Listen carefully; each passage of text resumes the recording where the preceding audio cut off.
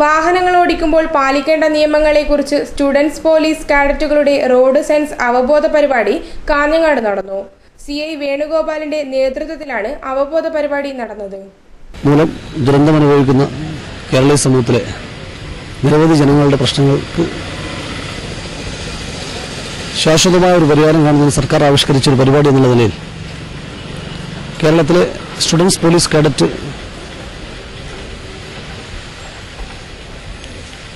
അവർ ഉപയോഗിച്ചുകൊണ്ട് road sense അവബോധ പരിപാടി എന്നുള്ള നിലയിൽ കേരളത്തിൽ അങ്ങോളം ഇങ്ങോളം ശുഭയാത്ര എന്ന പേര് നൽകിക്കൊണ്ട് ഈ പരിപാടി ആവിഷ്കരിച്ചിരിക്കുകയാണ്.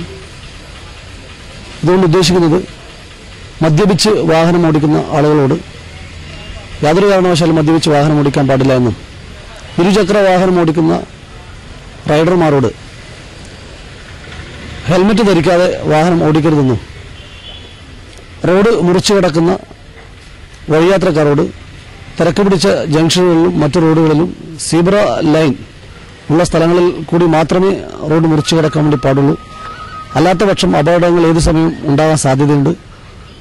ആ അപകടങ്ങൾ കുറക്കുന്നതിനുള്ള ഒരു ബോധവൽക്കരണ പരിപാടി എന്നുള്ള നിലയാണ് ഈ ശുഭയാത്ര പദ്ധതി കൊണ്ട് ഉദ്ദേശിക്കുന്നത്. അത് സ്റ്റുഡൻസ് പോലീസ് കേഡറ്റിന്റെ മുഴുവൻ അതുമായി ബന്ധപ്പെട്ട പദ്ധതിയുടെ ഭാഗമായ വിദ്യാർത്ഥികളെ ഉപയോഗിച്ചുകൊണ്ട് റോഡിൽ ഈ ഒരാഴ്ച കാലം അവരെ പങ്കെടുപ്പിച്ചുകൊണ്ടുള്ള ഒരു പരിപാടിയാണ്. അത് Kanhangad Kasaragod SP Shri S. Surendran IPS അവർ ഉദ്ഘാടനം ചെയ്തിട്ടുണ്ട്.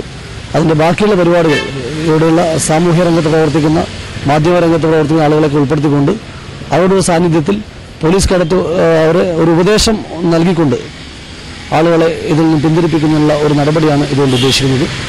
ഈ ബോധവൽക്കരണ പരിപാടിയുമായി ഈ നാട്ടിലെ മുഴുവൻ ആളുകളും സഹകരിക്കണമെന്ന് വിനയത്തിന്റെ ഭാഷയിൽ നിങ്ങളോട് അഭ്യർത്ഥിക്കുന്നു. 2011 കേരളത്തിലുണ്ടായ വാഹനാപകടങ്ങളിൽ 4145 പേർ മരണമടഞ്ഞിരുന്നു. ഇതിൽ 1713 പേർ മോട്ടോർ ബൈക്ക് യാത്രക്കാരും 1360 പേർ കാൽനട യാത്രക്കാരുമാണ്. ട്രാഫിക് നിയമങ്ങൾ ലംഘിക്കുന്നതാണ് മിക്ക റോഡ് അപകടങ്ങൾക്കും കാരണം. ഇതിന്റെ ബോധവൽക്കരണ പരിപാടിയാണ് സ്റ്റുഡൻസ് പോലീസിനെ കൊണ്ട് വാഹന പരിശോധന നടത്തി ഡ്രൈവർമാർക്കിടയിൽ അവബോധമുണ്ടാക്കിയത്.